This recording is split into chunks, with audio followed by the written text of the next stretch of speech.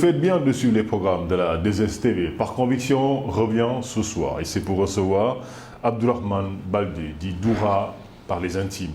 Alors, ensemble, il sera beaucoup question dans cette émission de parler de l'activité économique. Notre invité est un acteur clé du secteur privé. Il est à la base aussi, on va dire, juriste fiscaliste. Ensemble, donc, il sera beaucoup question, comme je vous l'ai dit un peu plus tôt, de parler d'économie. L'économie frappée de plein fouet par donc, cette pandémie, la pandémie du Covid-19. Le Sénégal a mis en place plusieurs propositions, a fait donc plusieurs propositions, a mis en place également plusieurs mesures, des mesures allant même également dans le sens aussi du plan de relance économique. Qu'en est-il de tout cela? Avec notre invité, bien entendu, on en parlera dans cette émission. Nous parlons bien entendu de quelques activités, bien entendu comme ce mouvement qui a été mis en place également, le mouvement Kolda Debout. Qu'en est-il réellement de ce mouvement? Pourquoi la mise en place d'un tel mouvement? A-t-il des ambitions politiques? On en parlera tout au long de cette émission. Sans plus tarder, on va donc donner la parole à notre invité, M. Baldé. Bonsoir. Bonsoir, cher Diaby. Merci d'avoir accepté cette invitation. Tout le plaisir est pour moi. Alors, j'en profite pour dire bonjour, bonsoir à tous les téléspectateurs de la 2STV. Merci. Merci infiniment à vous, M. Baldé. Je l'ai dit également en introduction, vous êtes un acteur aussi clé du secteur privé, vous êtes dans le secteur économique. Aujourd'hui, l'économie est quand même frappée de plein fouet par la pandémie du Covid-19. Comment vivez-vous cela? Je pense que comme toutes les entreprises dans le domaine du privé, on est en train de vivre des situations inédites parce que c'était inattendu. Même si beaucoup ont vu la progression de la maladie qui est apparue en Chine, qui a évolué un tout petit peu rapidement en Europe et aux États-Unis, avant d'arriver en Afrique, que les gens ont suivi en tout cas son évolution. Donc ce n'était pas très prévisible, mais quand même ça est là, il fallait vivre avec, comme le dit très bien certains d'entre nous. Cette maladie a pris de court, donc on va dire tout le monde. Les États sont frappés de plein fouet quand même, surtout. Pas plus tard que le mardi dernier, on a entendu le FMI dire que donc, entre guillemets, que le Sénégal entrait en récession et que donc vraiment il fallait s'attendre donc à des situations très très compliquées, même si c'est vrai que le chef de l'État avait annoncé un peu la nouvelle un peu plus tôt, il y a quelques mois de cela aussi. Oui, quand la maladie est arrivée, tout le monde sait qu'il y a eu une crise mondiale, parce que ce n'est pas spécifique à l'Afrique ou au Sénégal. Cette maladie a frappé de plein fouet l'économie mondiale. Et ce qu'on connaissait d'avant la maladie ne sera plus pareil, en tout cas après la maladie ou pendant la maladie. C'est ce qu'on est en train de vivre. Et le Sénégal, par en tout cas le gouvernement, ils ont pris beaucoup de mesures qui aujourd'hui vont dans le sens d'atténuer un peu cette crise. D'abord, ils ont fait un plan de riposte contre cette maladie. On peut juger ce plan parfois efficace, parfois dans certaines mesures à améliorer. Mais si aujourd'hui on doit le classer, le Sénégal est devenu deuxième mondial. Donc je peux dire que c'était efficace, en tout cas les mesures qui ont été prises. C'était difficile pour les populations, c'était difficile pour l'économie, mais le résultat est là aujourd'hui. On est dans une tendance baissière aujourd'hui des taux de progression de la maladie ou en tout cas des contaminations. Maintenant, pour ce qui concerne ce qui est attendu au niveau économique, c'est là où c'est plus difficile. On a un plan de résilience économique qui prévoit beaucoup de mesures financières, fiscales, sanitaires, sécuritaires. Mais on a aujourd'hui vécu quelque chose que personne n'a, comme je vous ai dit tantôt, imaginé au début. En quoi faisant, une maladie arrive, tout le monde s'éterre, les grandes puissances, les organisations internationales. Et d'ailleurs, c'est là où il y a une réflexion à mener par rapport aux organisations internationales, leur inefficacité face à certaines crises. C'est-à-dire, qu'est-ce que vous voulez dire par là? Aujourd'hui, moi, en tout cas, dans ce que j'ai vécu, oui. Je n'ai pas vu le FMI, je n'ai pas vu la Banque mondiale, je n'ai pas vu les organisations onusiennes. J'ai vu qu'il y a des mesures que l'OMC essaie de mettre en œuvre, mais chacun allait de son plein gré. Le Sénégal a eu la chance d'avoir des experts dans le domaine sanitaire. D'ailleurs, je profite pour leur rendre un vibrant hommage. On sait aujourd'hui que la santé fait partie, si les gens ne le savaient pas, aujourd'hui des secteurs clés d'une économie ou en tout cas de la marche d'un pays. Conséquence, nous avons aujourd'hui eu des experts qui ont pu faire face à cette maladie-là. Dans le domaine de la santé, les mesures qui ont été préconisées, les conseils qu'ils ont donnés aux Sénégalais les mesures barrières que les gens ont pu respecter, ça nous a permis un tout petit peu, en tout cas, d'être sauvés. Mais quand vous dites que vraiment vous avez attendu, ou bien en fait vous attendez le FMI qu'on n'a pas senti, comme la Banque mondiale, là, vous attendez à quoi exactement? Et pourtant, bon, on a vu que le FMI, entre guillemets, a sorti de l'argent aussi pour aider un peu les États africains, ou bien? Oui, parce qu'on est toujours dans une relative attente d'être aidé. Cette maladie, en tout cas cette crise, a permis de comprendre qu'on ne doit compter que sur nous-mêmes.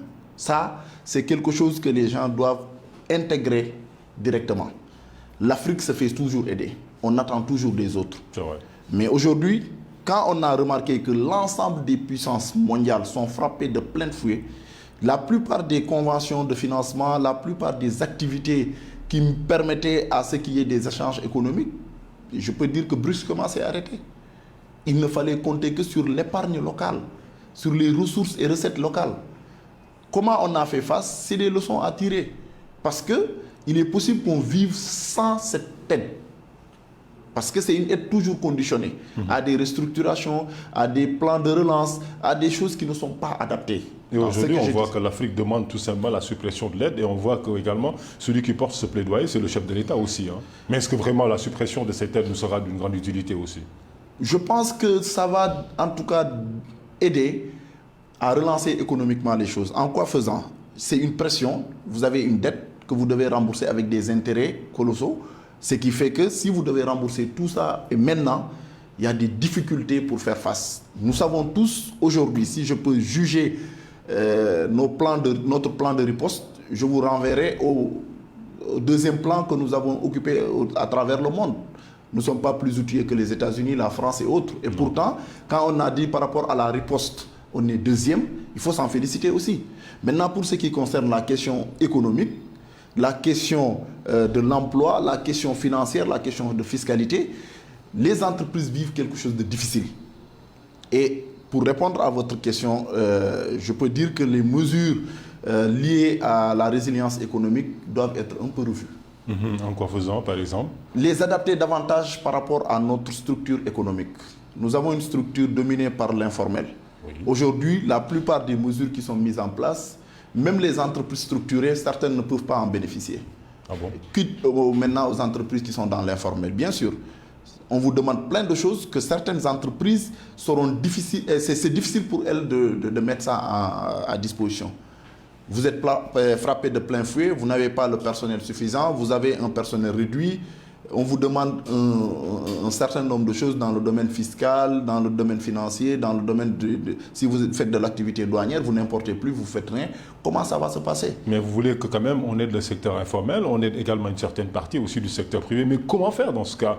Parce que donc vraiment toutes ces entreprises ne sont pas formelles. Elles sont formelles par rapport à leur création, elles sont formelles par rapport à un certain nombre de leurs obligations.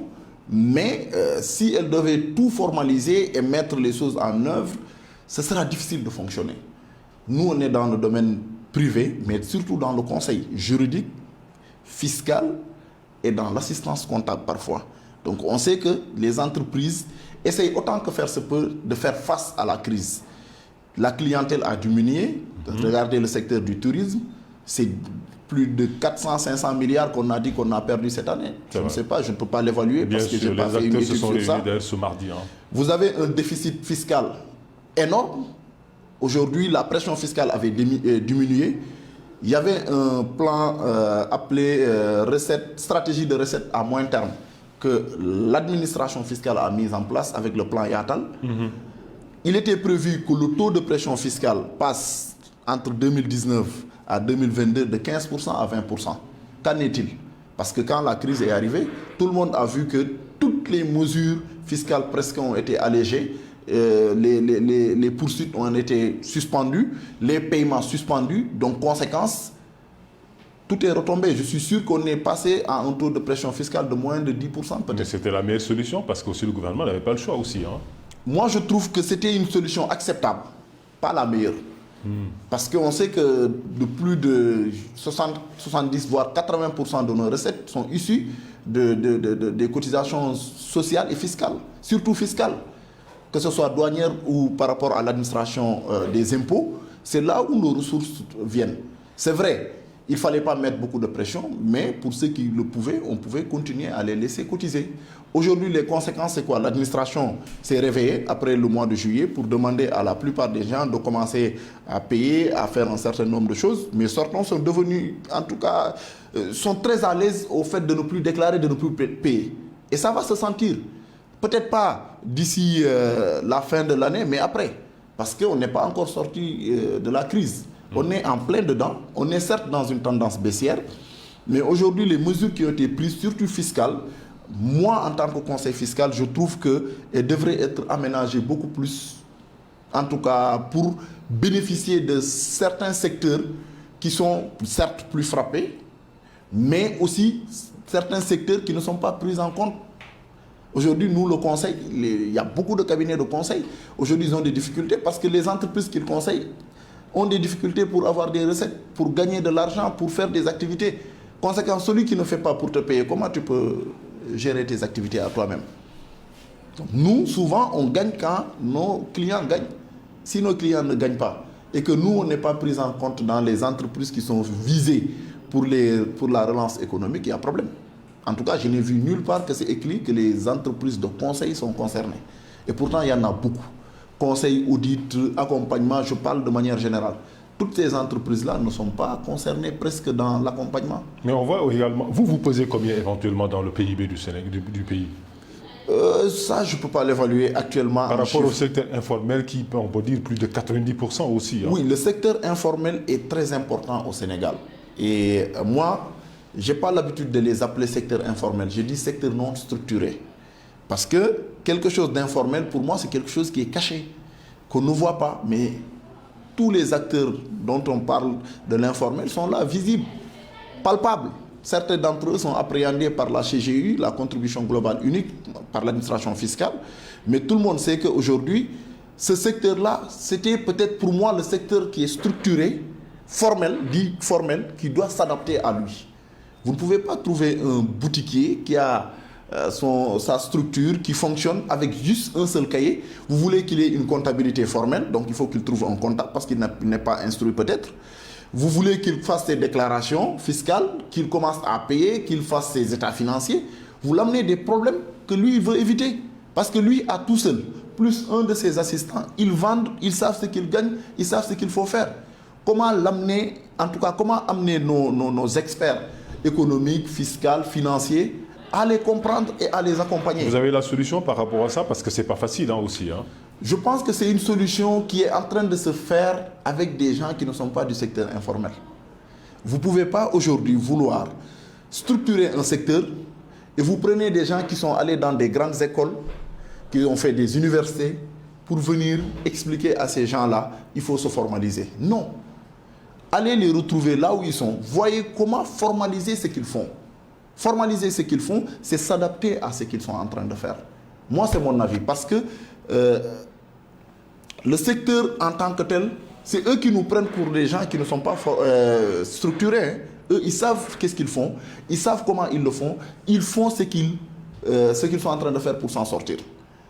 Et nous, on veut aujourd'hui les amener à se structurer, mais en leur imposant des conditions qui alourdissent leur gestion, qui leur coûtent de l'argent, parce qu'ils ne savent pas, excusez-moi, un parent Baol, ou un parent Peul Fouta, ou un parent, je dirais, du Sud, il vient à Dakar, il ouvre sa boutique, tu veux qu'il fasse ses déclarations CELVA, CELVL, il se demande d'abord c'est quoi.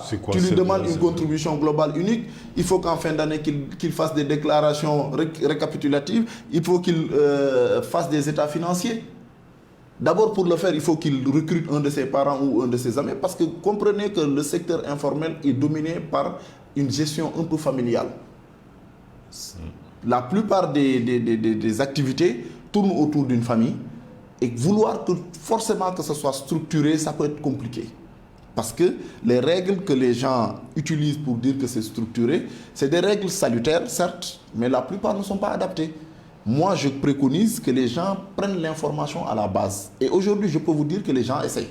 parce qu'ils sont en train d'interconnecter d'abord l'administration fiscale et l'administration douanière pour appréhender davantage ce secteur-là. Mais, à mon avis, pour qu'aujourd'hui on sorte gagnant de cette crise, c'est qu'on a appris quelque chose. Il ne faut compter que sur nous-mêmes.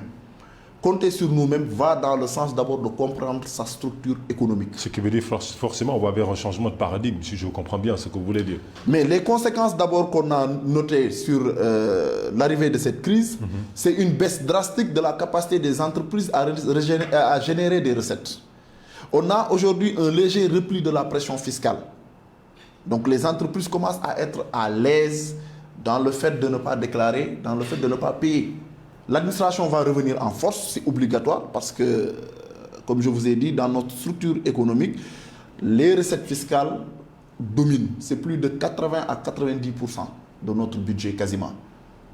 Donc, conséquence, l'administration va revenir en force, trouver des entreprises presque à terre et peut-être les accompagner pour les enterrer. Mais juste une petite parenthèse, M. Baldé, mais est-ce qu'un pays quand même qui veut se développer peut reposer quand même toute sa stratégie économique sur la fiscalité quand même? Mais parce d'autant plus qu'on nous dit qu'on va aller vers un pays émergent. Aujourd'hui, on a la chance d'avoir de nouvelles découvertes dans les hydrocarbures. On a la chance d'avoir d'autres recettes. Mais la fiscalité, c'est elle qui développe un pays. Sauf que quand c'est insuffisamment fiscalisé ou davantage fiscalisé pour ceux qui sont concernés, ça pose problème. Parce que trop d'impôts tue l'impôt. C'est ça. Ça, c'est une assertion. Mais aussi, on sait que c'est avec l'impôt qu'on peut faire beaucoup de choses. L'épargne locale, comme je vous ai dit, la stratégie de recettes à moyen terme a montré que si l'administration fait un élargissement de son assiette fiscale, touchera davantage des contribuables qui pourront baisser la pression de ceux qui sont en train de cotiser aujourd'hui et que tout le monde pourra être en tout cas gagnant. Moi, je suis d'avis que c'est sur la fiscalité qu'on peut se baser pour développer le Sénégal. On est un pays très peu fiscalisé. C'est-à-dire la pression est énorme pour ceux qui sont appréhendés par l'impôt. C'est vrai. C'est-à-dire les salariés, ils n'ont pas le choix, c'est des prélèvements à la source. Les entreprises formalisées qu'on connaisse, sur elles, les gens pressent beaucoup. Mais il y a beaucoup d'acteurs économiques qui ne déclarent pas et qui sont connus de l'administration parfois. On voit que ceux qui sont dans le secteur formel, c'est-à-dire les salariés dont vous faites allusion, donc dans l'administration comme dans le secteur privé, cumulés ne font pas plus de 600 000. Alors que le secteur informel fait 10 000 fois même ou 4 000 fois plus supérieur que cela. Mais vous comprenez dans ce cas, est-ce que vous arrivez à comprendre pourquoi donc ce secteur dont vous faites allusion qui est aussi important ne figure pas quand même dans le plan de relance économique, dans ces 1000 milliards dont on parle? Parce que aussi un État fonctionne avec des règles. Moi, je cotise chaque mois, je fais mes déclarations normalement, j'accompagne des entreprises qui le font.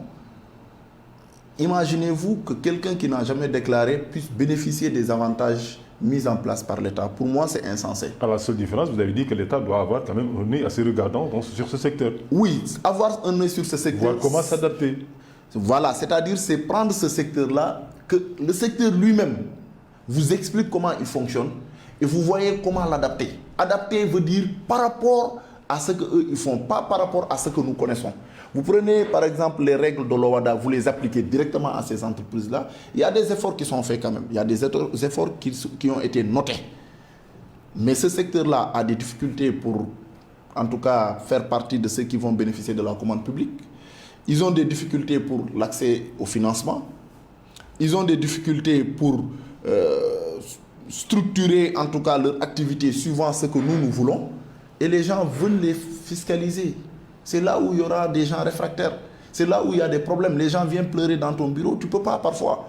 Par contre, si c'est eux-mêmes qui mettent en place leurs règles et que nous, on regarde que ça ne heurte pas le tissu économique, les gens l'adaptent. Mais souvent, ce qu'on leur impose, c'est importé. Ce n'est même pas adapté, même pour les entreprises qui sont là, qui sont dites formelles. Parce que pour beaucoup aussi, il est important vraiment d'aller vers ce changement dont vous faites allusion et que vraiment ce Covid devrait nous servir de prétexte pour vraiment revoir toutes les choses, cette stratégie économique mise en place depuis longtemps. Moi, je pense qu'on est dans cette phase-là. On a compris qu'on ne peut compter que sur nous-mêmes, je le répète, et qu'aujourd'hui, à l'instant où on est, toute la stratégie repose à comment travailler davantage. Beaucoup parlent de retour vers la terre. Parce qu'on a compris que si, malgré que la Covid a quelque chose de bon, parce que ça nous permet de comprendre que, je l'ai dit et je le répète, que nous devons compter sur nous-mêmes. Les gens retournent vers la terre. Il faut l'industrialiser davantage, créer des chaînes de valeur et exiger que la plupart des financements aillent vers des entreprises qui sont dans l'innovation, dans la technologie, mais surtout adaptées à l'Afrique et au Sénégal en particulier, dont on est en train de parler. Aujourd'hui, l'Asie, ce qu'il a réussi, c'est ça. L'Asie, si l'Asie a pu réussir aujourd'hui un modèle économique acceptable qui est un peu différent de celui européen ou américain, c'est parce qu'ils ont misé sur des entreprises et les ont forcés parfois à s'orienter sur des secteurs comme l'agriculture, comme l'innovation, l'industrie. Plus tu acquiers des choses qui peuvent permettre à l'économie de s'accroître pour ton pays, plus l'État t'accompagne. C'est que devrait faire peut-être notre État aussi, à mon avis. Est-ce que vous pensez réellement qu'on devrait vraiment matérialiser l'ère de la préférence nationale? Oui, pas au point d'empêcher les gens d'entrer aussi et travailler avec nous, parce que c'est là où on pourra faire des transferts de technologie. Je pense qu'on ne parle pas de préférence nationale, mais parfois de discrimination positive. Discrimination positive dans le sens où les entreprises qui viennent faire de gros travaux ici, parce que l'expertise parfois fait défaut, on devrait les obliger à faire un transfert de technologie avec les entreprises locales. Pour que demain, si vous avez fait un pont ici comme l'autopont de Cité Keur Gorgui, le lendemain, vous prenez une autre entreprise locale qui avait travaillé avec les étrangers ici pour qu'ils puissent répéter cela sans problème. Mais est-ce qu'il n'y en a pas ces discriminations dont vous faites allusion? Parce que pour beaucoup, ça n'existe pas. Mais au Sénégal, je me dis quand même... les entreprises n'ont pas de problème pour construire des ponts aussi, hein, M. Baldé. Non, c'était un exemple parmi tant d'autres. Oui, mais on a vu que ces ponts n'ont pas été confiés à des entreprises sénégalaises aussi. Hein. Je pense qu'il y a des sous-traitances. Mais, comme vous l'avez dit, moi, je veux une co-gestion ou en tout cas une co-attribution. Ouais. On les attribue ensemble, ils travaillent ensemble, ils ont les mêmes des lignes de financement. Mais ce qui se passe, c'est que l'entreprise qui vient souvent avec son financement. Donc celui qui amène son financement, souvent, c'est lui qui un peu organise comment interviennent les autres. Mais c'est parce que nos règles ne sont pas très adaptées à ces mesures. Il est prévu dans certains textes que les gens puissent travailler avec l'expertise locale. Mais moi, je veux qu'on aille plus loin, qu'il y ait carrément un transfert de technologie. C'est-à-dire qu'on puisse faire les choses par nous-mêmes. Ça, si on y arrive, je pense qu'on peut décoller très facilement. Et à cela s'ajoute aussi l'accès au financement, parce que beaucoup de structures également ont des problèmes pour se faire financer. Hein. Ça pose problème. L'État a mis en place également des structures pour financer ceux qui sont quand même dans les PME, PMI, entre autres, enfin bref, dont on voit que 80% meurent même avant l'âge de 5 ans. C'est parce que, à mon avis, d'abord, comme vous l'avez dit, l'accès au financement pose problème de manière classique. Surtout les banques classiques qu'on connaît, c'est des banques purement commerciales. On n'a presque pas de banque d'investissement au Sénégal.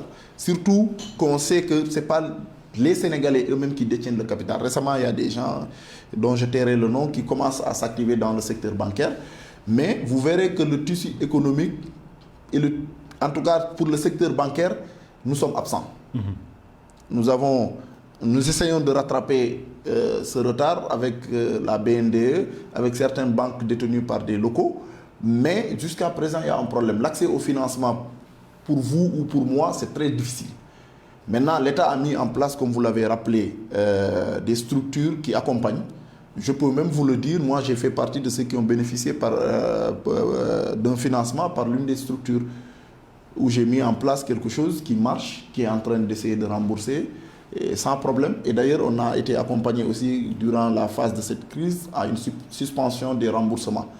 Mais par contre, les gens ne vont pas vers l'information aussi. Parce que si vous prenez le FONGIP, ils aident à garantir certains types d'activités. Si c'est validé, ils garantissent le financement. Vous avez la DER. Autant que faire se peut, ils ont financé, accompagné. Par contre, là où ça va faire défaut, je l'avais signalé à certains acteurs, c'est que les entreprises qui sont financées ne bénéficient pas d'un accompagnement derrière. L'État aurait pu gagner triplement. Je vous finance, mais je vous fais accompagner aussi. C'est-à-dire, celui qui va vous accompagner s'assurera que vous faites vos déclarations d'impôts. l'État retrouve de l'argent, même si ce n'est pas à travers le financement, que vous devrez rembourser. Donc je m'assure que tu es en train de payer tes impôts naturellement. Je m'organise pour que comptablement, que tout ce que je t'ai donné, je sais que tu l'as dépensé ou tu es dans l'activité qui concerne cela, parce que j'ai un feedback sur ta gestion. Je m'organise pour que le personnel que tu es en train de prendre puisse effectivement également cotiser en matière sociale. Vous réglez 3 questions avant même le remboursement. La première question, c'est la contribution fiscale.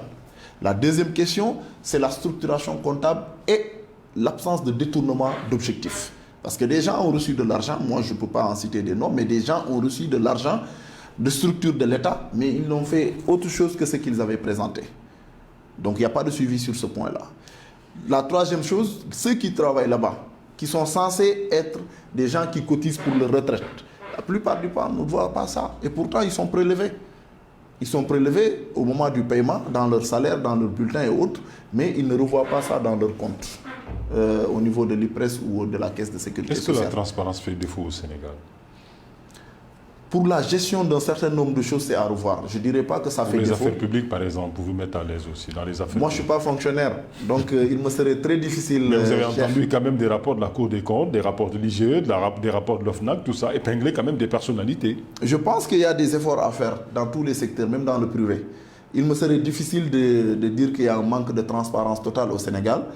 Mais je sais que la question de bonne gouvernance est toujours d'actualité et il faudrait voir comment avancer sur ces questions-là parce que c'est des questions aussi qui permettent parfois de ne pas rater les objectifs. Parce que si vous voyez aujourd'hui, pour faire une petite transition sur les inondations, c'est parce que je dis qu'on a mis un plan décennal qui n'a été au fond exécuté qu'à 10% sur 10 ans. Quasiment, on est entre 2011-2012 à maintenant, à 2020. On nous parle de 60 milliards, 80 milliards, peu importe, on verra que ce qui a été mobilisé et mis effectivement, c'est environ 10%. Qu'est-ce qui se passe? Pourquoi? Il faudrait revoir. Maintenant aussi, sur l'installation des ménages, des endroits qu'on appelle non édificandi, il faut revoir tout ça. Notre urbanisation, elle est coloniale. Il faut qu'on revoie nos villes, les systèmes de canalisation, ainsi de suite. Maintenant, comment voir est-ce qu'il y a eu transparence dans la gestion ou pas? Je pense que nous avons l'OFNAC, nous avons la Cour des comptes, nous avons même la CREI, que moi je considère que ce n'était pas la peine de mettre en œuvre une structure pareille, mais quand même elle est là. Pourquoi? Parce que nous avions déjà un arsenal juridique assez éloquent qui peut poursuivre ou régler toutes les questions relatives à des délits financiers, fiscaux, économiques de tout genre. Je n'en voyais pas la pertinence, je l'avais dit à l'époque, c'était mon avis personnel. Vous n'êtes pas convaincu par la condamnation de Karim Wade, qui, dit-on aujourd'hui, a retrouvé tous ses droits? Et je le félicite d'abord d'avoir retrouvé ses droits. Vous êtes convaincu qu'il a retrouvé tous ses droits? Selon ses avocats. Hein? Oui, on a vu ça dans la presse.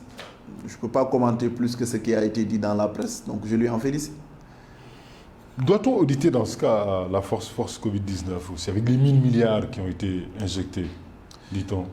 Mais je pense que l'administration ou l'État, je dirais, a pris les devants en mettant en place une structure qui va se charger de cela. On attendra les résultats et les rapports. On a vu certains faire des conférences de presse pour rendre compte, d'autres disent qu'ils ont exécuté totalement. Mais nous avons une structure indépendante composée de toutes les franges de la population, que ce soit des acteurs politiques, économiques, sociaux. Tout le monde est dedans. On attend qu'ils fournissent aux Sénégalais peut-être un rapport plus détaillé. Mais je pense que généralement, ça s'est bien passé. Alors, pour avancer un peu, avant de terminer avec donc vraiment le volet économique, c'est important, qui à coup sûr donc vraiment va nous prendre une part importante aussi de cette émission. On reproche vraiment au Sénégal, surtout aux députés quand même, d'être pas assez actifs ou réactifs, parce qu'aujourd'hui quand même on aurait dû connaître beaucoup plus de lois de finances rectificatives, comme cela se fait par exemple dans d'autres pays comme en France, mais aujourd'hui au Sénégal, si je ne me trompe, est-ce qu'on en a depuis le début de l'année, je crois peut-être une ou deux, je ne sais même plus exactement. Pour ne pas raconter des bêtises. Je pense qu'on avait une loi de finances qui a été votée pour 2020. une loi de finances qui prévoyait plus de 4 215 milliards, c'est-à-dire presque 5 à 6% de plus que l'année 2019 pour la loi de finances rectificative de 2019. Mais avant même l'exécution en tant que telle au mois de mars, parce que souvent au Sénégal, la loi est votée, mais les dépenses commencent effectivement entre février et mars. C'est vrai. Donc, conséquence, avant même que la loi de finances de 2020 ne soit mise en œuvre, on est en pleine crise. Donc forcément, il y a eu des corrections. Personnellement, je ne les ai pas suivies, mais je sais qu'on a mis en place une force Covid-19 avec 1000 milliards qui ont été exécutés. On va vers une nouvelle loi de finances. On attend de voir. Parce que sur ce point-là, je n'ai pas vu beaucoup de communication de l'État. Il n'y a pas eu de réunion de l'Assemblée. Le président a reçu beaucoup de pouvoirs qu'il faisait lui-même. Donc on attend. Parce que normalement, cette loi de finances dont vous faites allusion doit être votée entre le 1er octobre et le 31 décembre prochain. Aujourd'hui, selon vous, les priorités devraient être fixées où? À quel niveau quand même? Je pense qu'on va retourner beaucoup plus vers l'agriculture, des investissements lourds dans le domaine de la santé et l'éducation. Nous savons que ce sont ces secteurs-là qui tiennent un pays. Maintenant, on peut vivre sans certaines infrastructures. C'est vrai qu'il faut mettre des infrastructures permettant l'économie ou en tout cas le transport ou un certain nombre de choses de fonctionner. Mais on a vu qu'avec la Covid, que ce n'est pas une surpriorité. C'est une priorité, mais pas une surpriorité. Parce que les infrastructures aéronautiques, on a vu ce qui s'est passé. Il n'y avait plus d'avions qui circulent. On a vu que les transports en public ou le transport interurbain, tout a été arrêté. Mais la santé, ça a continué. L'agriculture, il faut se nourrir. L'éducation, il faut continuer à apprendre même à la maison. Quoi qu'on puisse dire. Hein. Voilà. Donc, à partir de ce moment-là, moi, je pense que les priorités seront mises dedans encore. Et je pense qu'il faudra renforcer davantage. Et nous devons également aller dans le sens de la création de nouvelles richesses, en comptant sur ce que nous pouvons faire, c'est-à-dire le Made in Sénégal, dans tous les domaines. Moi, je préconise, nous continuons à lancer des appels pour beaucoup d'entrepreneuriat. C'est vrai qu'il faut des salariés pour travailler, mais il faut l'auto-emploi. Il faut de l'auto-emploi quand même, parce qu'on voit que les PME quand même posent, en fait, ne vivent pas assez longtemps, mais on va avancer un peu. Est-ce qu'également dans cette nouvelle loi de finances qui devrait être votée à l'Assemblée nationale, doit-on prendre en compte aussi le secteur des inondations? Parce qu'on en a connu cette année, même c'est vrai que bon, selon les autorités, le Sénégal ou la planète, entre guillemets, a connu des saisons, en fait, une saison très pluvieuse. Des pluies qui devraient tomber par exemple sur toute une année, qui sont tombées par exemple en 2 jours. Je ne sais pas si cette explication, j'arrive enfin, est plausible ou pas. Oui, enfin, moi je sais que la loi de finances prévoit un certain nombre de rubriques et par ministère. Et nous avions un ministère des inondations qui gérait ces questions-là. Ouais. Nous avons un projet et un plan pour régler la question des inondations. Moi je pense que même si c'est fondu dans un ministère actuellement, c'est une question d'actualité, il faut la régler. Comment trouver le budget? Je pense que le plan sur les 760 milliards qui avaient été prévus doit être remis à jour pour que les financements soient rapidement réunis pour mettre en œuvre cela. Mais le plus important, c'est de repenser nos villes. Nous devons avoir des villes adaptées et tournées vers le futur. Les questions des inondations doivent être des questions primaires pour nous, qui doivent être réglées. On est dans les nouvelles technologies, on est en train de se développer. Et Inch'Allah, lorsque les hydrocarbures seront là, le Sénégal sera à un certain niveau. Mais en attendant, il faut sortir rapidement les populations quand même des eaux, pomper donc les eaux, parce qu'on voit qu'il y a des eaux qui sont là, avec donc cette menace donc de la Covid qui est là aussi. À cela s'ajoute le paludisme, tout ça, c'est un cocktail explosif. Il faut aider rapidement ces populations, les aider quand même à alléger un peu leurs souffrances. L'État a pris des mesures. Ils ont annoncé des enveloppes. On va voir comment ça se mettra en œuvre. Mais je continue à penser qu'il ne faut pas régler les problèmes de manière conjoncturelle. Il faut structurer la chose. Ça passe par la revue entière de nos villes. Revue entière, ce n'est pas de changer toute la ville. Mais le système de canalisation, la plupart est inadéquat. Aujourd'hui, les populations ont une part de responsabilité aussi dans ça, parce que c'est dans les canaux que les gens jettent les poubelles, c'est là-bas où les gens volent des couverts qui permettent en tout cas de gérer un certain nombre de choses. C'est vrai. Mais les zones qui sont les plus inondées, si vous voyez, ne bénéficient pas de canalisation ou de bonnes routes. C'est des zones où ça ne devait même pas être attribué. Mais maintenant que c'est attribué, et on ne peut pas tout de suite déloger tout ce personnel-là, si on prend le cas de Kermassar, toutes ces personnes-là, les amener dans dans le nouveau recasement, il faudrait faire avec ce qui est là. C'est-à-dire, ils sont dans des zones inondées, comment évacuer l'eau? Parce qu'on vous a vu également être à l'œuvre aussi, répondre favorablement à l'appel donc, du chef de l'État qui demande à tout le monde vraiment d'aider surtout les personnes qui sont dans le besoin. Vous êtes natif de Kolda, on vous a vu en action. C'est normal parce que quand on est dans un État et qu'on a bénéficié de l'accompagnement de l'État depuis tout le temps, on a fait l'école publique, on a été formé dans les écoles, universités publiques, on est en train de travailler parfois avec des commandes publiques.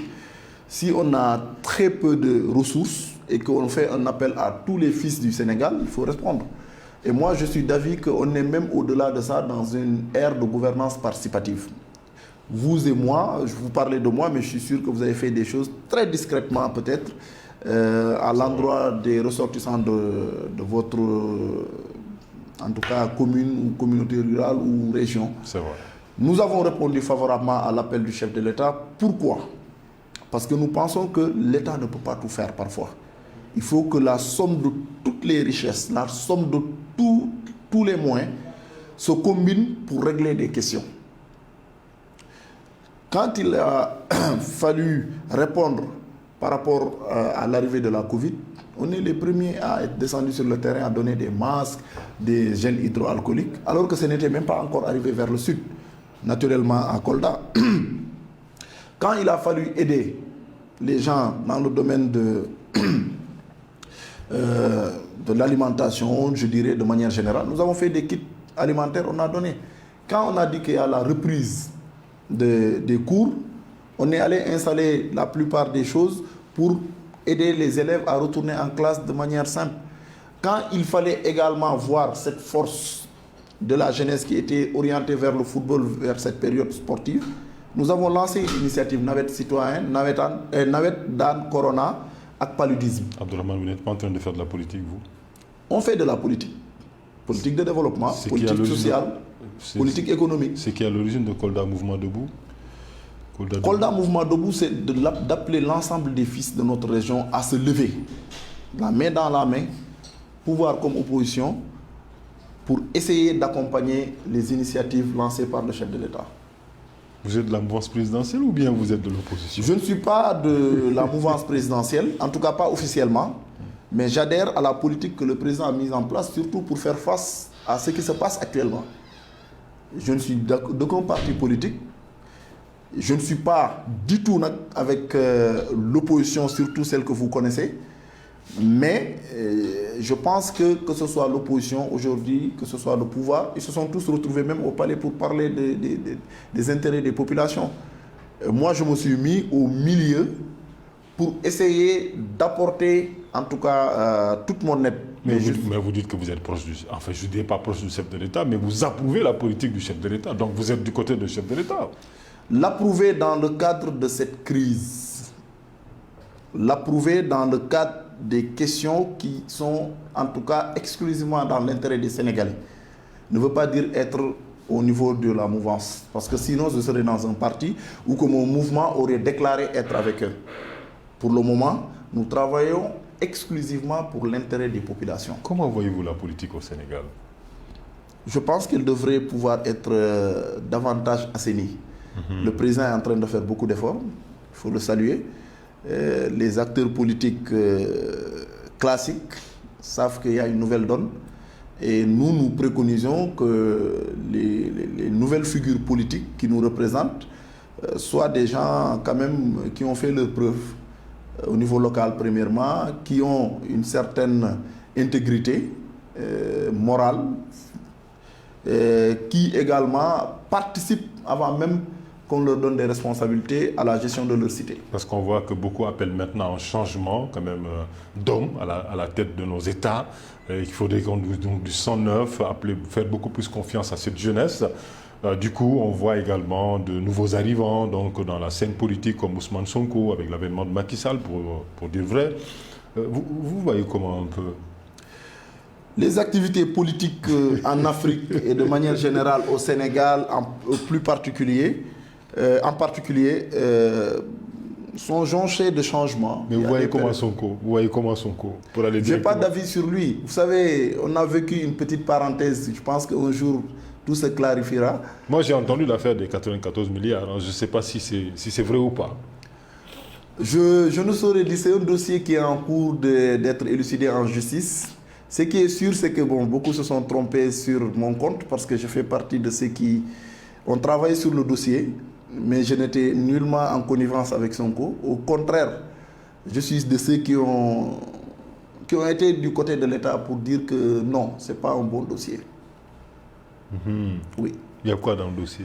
Je ne peux pas m'éterniser sur cette question. Je pense que lorsque les choses se clarifieront, vous verrez de vous-même. Moi, je n'ai jamais été appelé sur ce dossier-là parce qu'ils savent que je faisais une médiation pour éviter une crise à un certain niveau. Voilà. Le dossier a été politisé, mais c'est une famille qui a souffert sur ce dossier, que les gens devraient regarder l'humanité qu'il devait y avoir sur ce dossier-là. Mais pour les questions strictes politiques, les accusations qui ont eu dedans, je pense que la justice fera son travail. Aujourd'hui, on voit également qu'il y a des bisbilles, si je peux l'appeler ainsi, entre leaders de l'opposition. On voit qu'entre Ousmane Sonko et les autres aussi, vraiment, ce n'est pas le grand amour, des déclarations, donc des discours également assez incendiaires qui sont tenus quand même dans l'arène politique. Est-ce que ça fait bien aussi? Ça donne une bonne image du Sénégal, selon vous? Moi, j'évite même de suivre ces actuels parce que ce n'est pas prioritaire. Les populations vivent une crise sanitaire, ils n'ont pas fini, les inondations arrivent, les gens souffrent et les gens parlent de positionnement. C'est ça qui est quand même extraordinaire avec les acteurs politiques. C'est-à-dire, c'est l'ego. Chacun est égocentrique. C'est ce qui le concerne, comment avoir des avantages que je vois, que les gens s'étripent. Au lieu de penser à régler les questions les plus fondamentales, à mon avis, qui sont du domaine de comment accompagner cette population qui en a souffert. Parce qu'on voit qu'à l'origine, c'est cette question donc vraiment du chef de l'opposition qui a amené vraiment ces tiraillements au sein de l'opposition aussi. Ce n'est pas prioritaire, honnêtement. Moi, que ce soit Massamba ou Mademba qui est chef de l'opposition ou qui soit au niveau du pouvoir, l'important c'est que les gens œuvrent pour leur population. C'est ça notre dénominateur commun pour le Sénégal. Les questions de positionnement, ce n'est pas intéressant. Que ce soit pour des questions de mandat, que ce soit pour des questions de tête de l'opposition ou pas, est-ce que les populations sont en train d'être assistées par leurs leaders politiques? Aymérou Ndiaye, il a fait hors sujet la fois dernière en disant que Macky Sall pouvait faire un troisième mandat. Je n'ai pas encore étudié la question, je n'ai pas vu son interview, mais je pense que c'est une question... Il a fait ça à la radio, dans une radio de la place aussi. Je n'ai pas suivi, honnêtement, parce qu'on est sur des dossiers qui nous obligent à nous concentrer davantage sur les entreprises impactées par la Covid, pour ne parler que de cela. Maintenant, pour ces questions de sortie, on attendra le moment venu pour nous prononcer, parce que l'importance, nous, ce n'est pas celui qui est à la tête du pays, c'est est-ce que ce qu'il fait, c'est bien. Et actuellement, ce que le président est en train de faire, nous l'approuvons, pour faire face à toutes les crises. L'heure n'est pas au tiraillement de questions qui viennent dans 4 ans, 5 ans, 3 ans, 4 ans peut-être. Nous sommes dans une ère où nous devons faire face à une crise. Ce qui vous intéresse, c'est le président.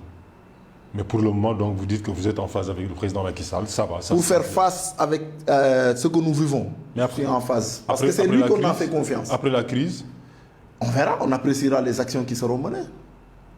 Nous sommes au mouvement, n'oublie pas. Nous apprécions.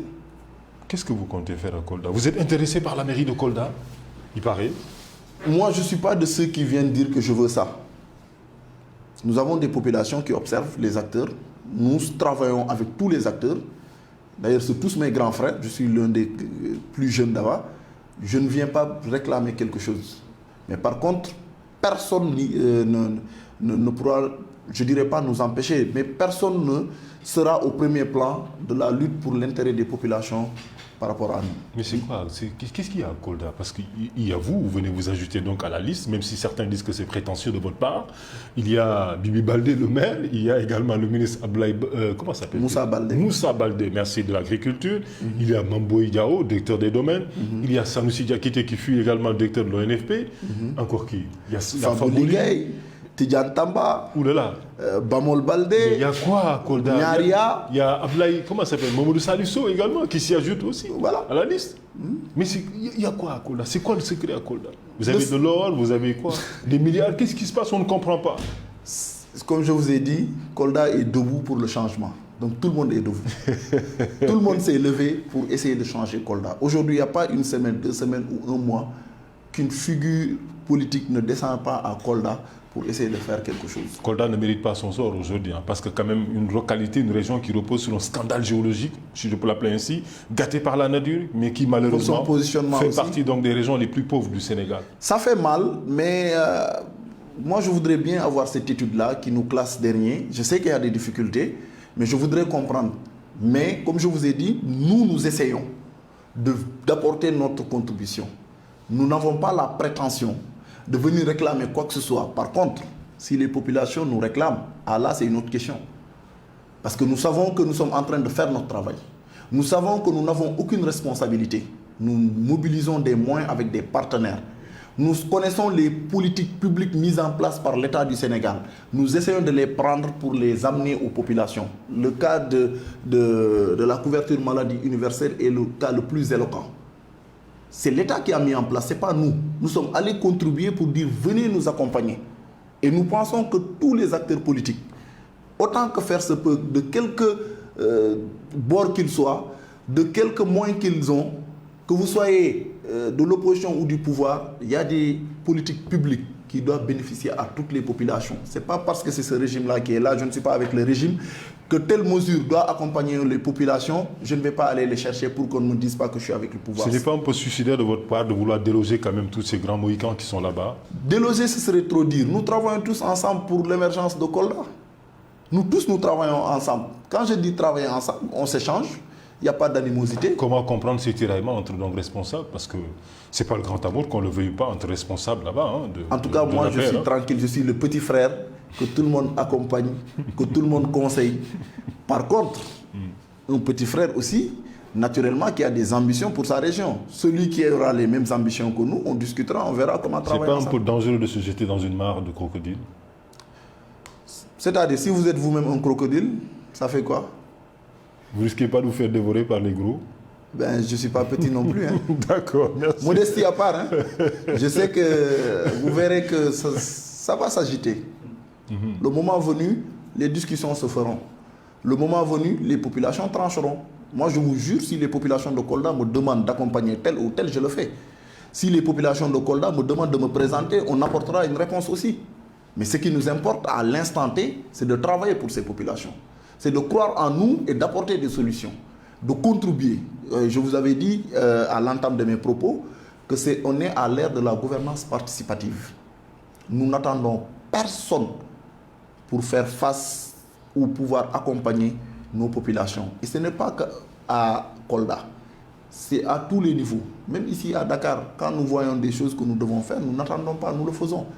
Parce que nous pensons que c'est cette manière de gérer qui ferait que la population commence à changer, qu'ils comprennent que c'est eux qui choisissent leur leader, ce n'est pas le contraire.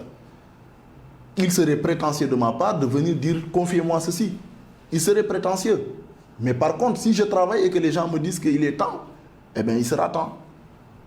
D'accord, d'accord. Et vous pensez vraiment que les populations, un jour, pourront dire qu'il est temps, Abdourahmane? Pourquoi Doura d'abord? Pourquoi Doura? Abdourahmane Baldé, à l'intérieur de Doura, c'est un surnom affectif que les gens m'appellent. Vous êtes natif de Kolda, c'est ça? Je suis natif et fier d'être un fils de Kolda. Mais je sais qu'il y aura un changement de paradigme extraordinaire d'ici la fin de l'année ou courant l'année 2021. On vous reproche d'être un peu agité aussi, c'est vrai ça? Agité? Oui, vous agitez de gauche à droite, tout ça. Oui, il faut s'agiter pour régler ces problèmes. Nous, on n'est pas fils d'eux. On ne peut pas rester les bras croisés, rien ne va nous trouver là où on est assis. Hein. De là où on est, si aujourd'hui j'ai pu faire face à vous, c'est parce que je m'agite aussi. Abdourahmane, je vous remercie. C'est moi qui vous remercie. Nous sommes arrivés à la fin de l'émission. Pas de conviction. Vos convictions? En tout cas, je trouve que les choses vont changer. Et dans tous les, au niveau de... Ce sera partout. Il y aura un changement. Vous êtes convaincu que les choses vont changer? Ça a même changé, je peux dire. On est dans la phase du changement. C'est à la sortie que les gens diront « Ah, ça a quand même changé ». Il y a quelques années, je n'osais pas faire face à une caméra. Et maintenant? Je n'ai pas peur de défendre mes idées. Félicitations à vous, Abdourahmane. Merci beaucoup. Ce fut un énorme plaisir de vous recevoir sur ce plateau de Par Conviction. Et je rappelle juste que vous êtes un natif de Kolda. Vous avez mis en place aussi un mouvement dénommé Kolda Debout, c'est bien ça? Kolda Debout, oui. Vous êtes fiscaliste, juriste fiscaliste à la base. Vous êtes à la tête également d'une structure. Vous êtes dans le secteur privé. Vous êtes directeur général de AB Partenaires, c'est bien ça? C'est bien ça.